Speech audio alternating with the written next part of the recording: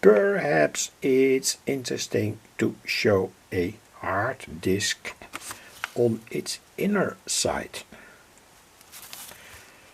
I opened it, and this is of course the disk where all the information is written to and picked up. And perhaps interesting to know is that this disk does not work, say, in a way that a tape recorder or so, or a tape reel works in terms of, say,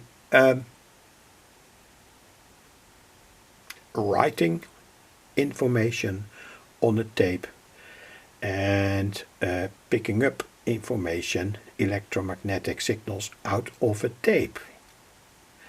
This disk, as far as I know, I had a discussion with someone about it, work via electromagnetic restriction.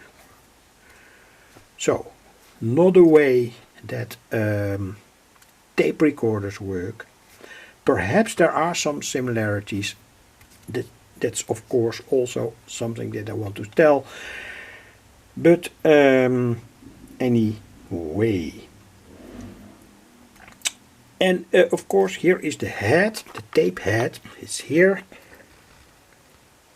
It moves alongside the disc here, from this side to that side, etc., etc., reading and writing information, zeros and ones, say bits, to that disk. And I think it is a very high quality piece of modern electronic construction.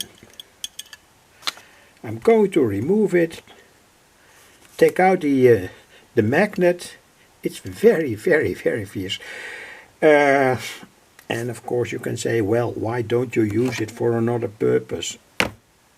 That also could have been an option, but I had a problem with this disk that I could not get it again into working. It didn't want to boot, and it was not, the program to boot it was not responsible for, say, that it didn't want to boot. So there was a hardware problem. Anyway, thanks for watching. A beautiful, beautiful piece of our electronics industry.